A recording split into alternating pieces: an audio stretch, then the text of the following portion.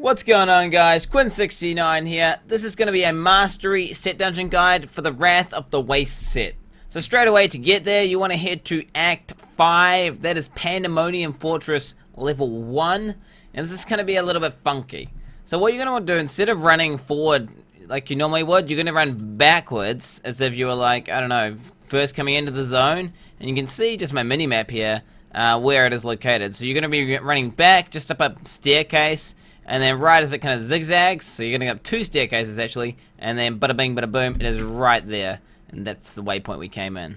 So once you're inside the dungeon, you're going to notice some objectives pop up on your right hand side. We're going to look at the second one first, that is rend 10 enemies at once. So you're going to see me do it right here, boom, rend.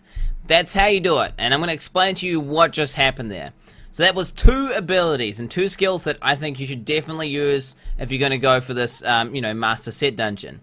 So the first one, and the most important one, is ground stomp, wrenching smash. So that's what you just saw me do there. So when I press my 1 key, it stuns them and it pulls them all together simultaneously. That is what the rune does. It increases the range of ground stomp to 24 yards, and it also gives it a pull mechanic, which is like the absolute dream for this particular set dungeon, and it's just invaluable. I highly suggest you using it. On top of that, I'm also using Rend Ravage. That is the fire rune, and that just increases the range of your rend. Obviously, because you don't have to, your rend doesn't have to kill 10 enemies, it just has to hit 10 enemies, right? So if you can increase the range of your rend, then you increase your chances of actually rending 10 enemies. So you're going to see me run up here and aggro some guys. So I'm going to run around, and I'm going to ground stomp pretty soon. Boom, pulls them together, stuns them. And then I don't think that's quite satisfies me, and I'm going to go ahead with the rend right now. Boom.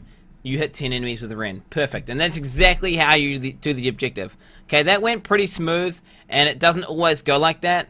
But definitely, I started off without using ground stomp, and then I went to ground stomp, and then that was just like a huge game changer for me as far as the set dungeon goes. Definitely go ahead and use that.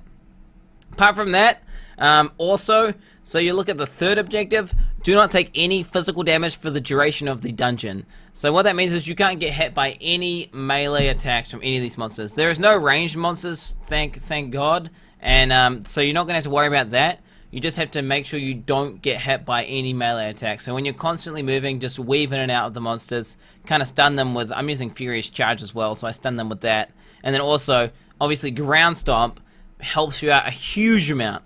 Because you have to try and rend 10 enemies, right? And if you're trying to pull 10 enemies together without having that kind of stun mechanic / pull mechanic, they're going to hit you while you're kind of rounding them up, and you're going to fail automatically. So that is why another reason why you should just use Ground Stomp. On top of that, the elites will also cast affixes, but you don't need to worry about the affixes because that's not physical damage. Obviously, don't stand in it. Like if their class are plagued on the ground, don't stand in plagued because it will tick really, really hard and it will just wreck your character. So don't do that. But yeah, you don't have to worry about that so much as you are going to, be focusing on the other objectives like not getting hit by any melee attacks.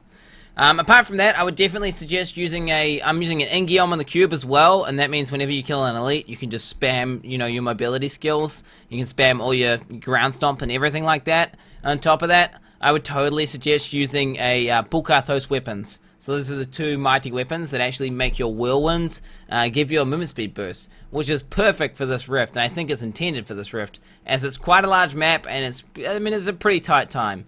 Another thing I would suggest is kind of have like a battle plan as to how you're going to attack the rift, because this dungeon's kind of confusing. You have to backtrack regardless of how you do it, and you really do not want to miss monsters like I do here. So as you can see here, 3, 2, and then that's the final monster, and then I've missed a monster. Now I've got 50 seconds to try and find the last missing guy, so definitely try and kill everything the second you've completed the rend objective. Obviously play pretty carefully when you're doing the rend objective because you're not going to have that many packs in the rift, but then the second that's completed, just go absolutely ham and slaughter everything. But otherwise, that's pretty much it, guys. Hopefully you should get this down pretty fast. I think it took me about 3 or 4 attempts. Good luck, boys. Good luck.